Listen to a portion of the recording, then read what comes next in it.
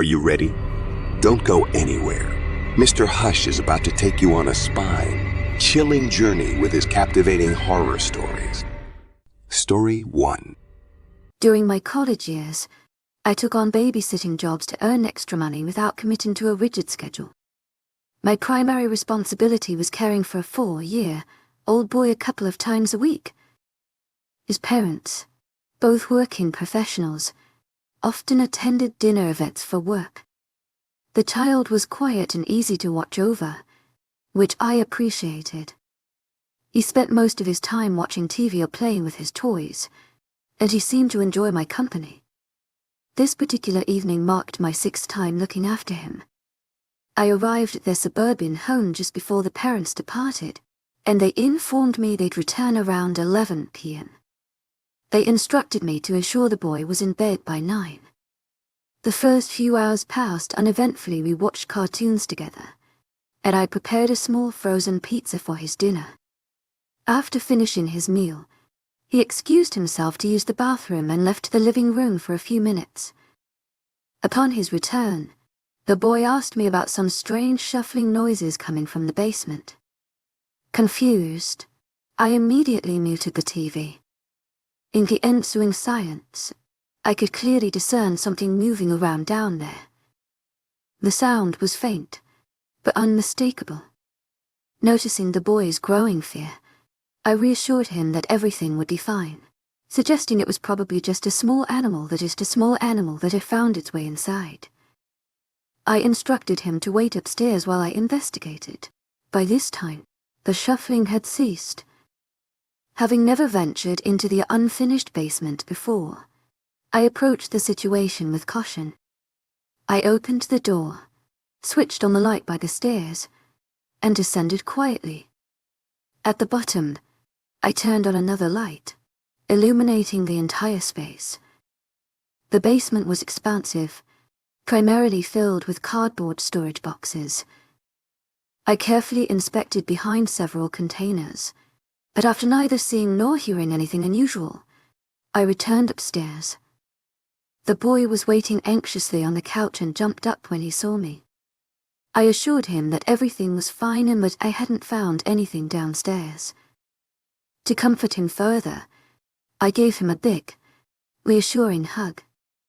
As 9 o'clock approached, I began the bedtime routine.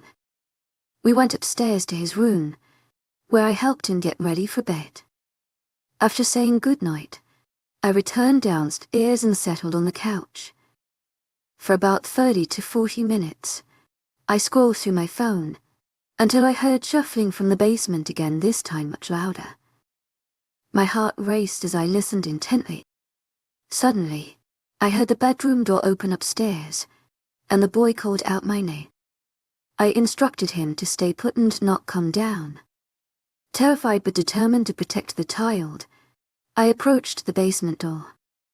With my phone ready to dial 911, I opened the door as quietly as possible. The shuffling now seemed to be coming from near the bottom of the stairs. Steeling myself, I reached over and flipped on the lights. In a split second, I saw a half-naked man crouching by the bottom of the stairs, rummaging through a storage box. I slammed the door shut, raced upstairs to get the boy, and fled through the front door, immediately calling 911. From across the street, I anxiously watched the house windows while waiting for the police to arrive. I also called the parents to inform them of the situation and urged them to return home immediately. When the police arrived, I recounted what had happened. They conducted a thorough search of the home and discovered evidence of someone having recently lived in the basement, including piles of trash stuffed into boxes. However, they didn't locate the intruder. The parents arrived shortly after, expressing their gratitude for my quick thinking. They spoke with the police about the incident while I waited. About an hour later, I was permitted to leave as they secured the house and filed reports. The experience left me shaken and paranoid for days afterward. For a couple of weeks, I stayed in touch with the parents, hoping for updates on the intruder, but nothing ever came of it. Eventually, we lost contact as I decided to stop babysitting altogether. The most unsettling aspect of the whole ordeal was that the man was never caught, leaving me to wonder if he might be living undetected in someone else's basement at this very moment.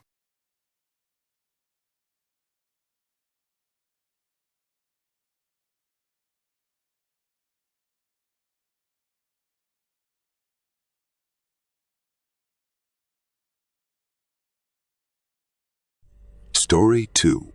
My best friend had a daughter, Sarah, who had just turned 7, and I would occasionally watch her whenever they needed. They lived in a really nice home in Washington, surrounded by trees and mountains. The nearest neighbors were a couple of miles away, so I always enjoyed the peace and quiet while staying there. My friend had asked me if I could watch Sarah for 2 days while she was going on a business trip. I agreed, and a few weeks later arrived at her house. We talked for a little bit and ate lunch together. Then she finished packing and headed out to catch her flight. I hung out with Sarah for a few hours, listening to her talk about school and her friends. Then I took her out to pick up some dinner and dessert. We got back to the house around 8 and agreed to watch a movie just before bed. I sat on the couch and began scrolling through a list of movies to find one when I heard Sarah ask me who's that. I looked where she's pointing at the front door and then hear someone knocking. With the house being so isolated, I never thought anyone would come up to the door. Nervously, I walked over and cracked the door open. There was a tall man standing on the porch. He looked a little surprised when I opened the door. "Can I help you?" I asked. He leaned to the left, looking through the crack in the door, then replied, "Sorry, just making sure someone was home." Then he turned away and started walking. Obviously, I found this very strange and a little bit creepy. I closed the door and locked it, then went to the back door and locked it as well. Sarah asked me who it was, and I told her it was just a neighbor. Then I went back to the couch and started a movie. We both enjoyed the movie, though it was a little bit longer than I had thought. I told Sarah it was time for bed, and then followed her upstairs as she got ready. Once she was in bed, I came back down and sat on the couch. It was a little bit after 10, and I wasn't too tired yet, so I figured I'd turn thing on the TV and just wind down for a bit before going to bed. As the TV played, I started to hear a crunching sound coming from somewhere. I muted the show and listened more carefully. It was coming from the back of the house. I went over to the back door and turned on the back porch light. Looking around, I couldn't see anything other than an empty porch with trees in the background. I stayed there listening for a few more minutes before eventually heading back to the couch. I wondered if my mind was just messing with me as I was a little creeped out by being in a house surrounded by a forest in the dark. I always felt safe during the day and actually really enjoyed it, but as soon as the sun goes down, I get a little uneasy. Anyways, I turned up the volume again and decided to lay down as to get myself more sleepy. Apparently, it worked too well, and I fell asleep on the couch shortly after. A couple of hours later, I woke up, noticing the TV was still on. I turned it off and sat up, rubbing my eyes tiredly. But then I started to get an uneasy feeling again as I noticed how silent it was in the house. There wasn't any sound at all. Then I began to hear that same crunching sound, but this time clearly sounding like footsteps. It was coming from the right side of the house, which was right by the room that I was in. A few seconds later, they stopped, seemingly right outside one of the windows that had the curtains down. Truly frightened, I walked over to the window slowly and quietly, and pulled back the curtain. Nothing was there. I looked around and didn't see anything. I figured I had been imagining it and was just really tired, so I got a glass of water and headed upstairs to get to bed. The next morning, I made us some breakfast, and we sat down together to talk about what we wanted to do today. But as we were discussing plans, Sarah asked me why I was walking around outside last night. I froze for a moment, then asked her what she saw. She said she had heard someone walking around the house for almost an hour just after she had gone to bed. Chills ran down my body, and I told her to stay inside while I went to look around outside. I grabbed a small knife just in case and went out the front door, walking around the house. It was hard to tell if anything was from last night or not, but I did notice some scratches on the walls near some of the windows and doors. But other than that, everything seemed normal. I couldn't tell if there were any footprints as the yard was mostly thick grass. As I made my way back to the front door, I saw the same man from yesterday walking down the street in front of the house. He was just walking past, but again, his house was pretty far from anything else, so he had to have walked a couple of miles at least just to get there. I went back inside and told Sarah that we were going to go to the mall today and walk around. I really didn't want to be in the house anymore, so I wanted to spend as much time away as possible. We stayed out for a while and didn't get back to the house until 6. My friend called me soon after, just to check up on us. I mentioned the strange man that I had seen and described his features to her, and she actually said that she recognized the man from a few weeks ago. Apparently, he had come up to her house and asked if he could stay the night, to which she obviously declined. We agreed that if anything else happened, I wouldn't take any chances and would call the police. As the sun started to go down, I made sure to check all the doors one last time to make sure that they were locked. It was around 9 p.m., and Sarah and I were playing a quick board game before bed, but we both started to hear a soft tapping noise coming from outside one of the windows. I stood up slowly and told Sarah to stay calm, but then a loud scratching came from outside the walls of the house right by the window and we were in. I grabbed Sarah and ran into the garage. We got in the car and I backed out of the driveway as quick as I could, making sure the garage fully shut before driving off. I couldn't see much in the darkness as we were leaving, but Sarah said that she saw someone running into the trees behind the house. I pulled into a hotel parking lot and called the police to report the incident, then called my friend to let them know what had happened. We were met 10 minutes later by 2 officers at the hotel, and they informed us that 2 more were at the house looking around. I told them everything and gave them a description of the man, and eventually, they left. We ended up staying in a room at the hotel for the night. The next morning, my friend called and said her flight was just landing, and she would be back in an hour, so we headed over to the house. We waited in the driveway for her to arrive, then we all went in together to make sure it was safe. I stayed for a few hours, just to talk about everything, and then I said goodbye and went home. It was definitely one of the scariest things to ever happen to me, but fortunately, the man was caught a month later after having been reported by multiple people for trying to break into their homes. What scares me the most about the guy was that he never said what his reasoning was for his actions. He had apparently broken into one of the homes but didn't steal anything at all. He just looked around for a little bit and then left empty-handed. It always makes me wonder what he was actually trying to do on the night he tried to break in. Story 3. When I was 13, I had a babysitter that would come once a week as my mom would work late every Saturday night. I always thought I was too old to have a babysitter still and hated having to have someone watch over me all the time. The main person my mom would have over was a 20-year-old guy, Thomas, who was the son of one of my mom's work friends. I didn't like him at all. He didn't talk much and just acted really awkward and strange. But whenever he interacted with my mom, he would act extra nice and talkative. I would bring it up with her, but she'd always say I was just trying to get rid of him so I could be alone. It was a normal Saturday night, and Thomas had just arrived a little late as usual. My mom talked with him for a little bit and then headed to work. I walked over to the couch and turned on my Xbox to play some video games just to pass the time. I'd usually go to bed at 10, so I'd have to spend 4 or 5 hours with Thomas. Most of the time, I'd find something to do alone because he'd never really talk to me and would just hang out in the kitchen or in our loft area. And today was no different.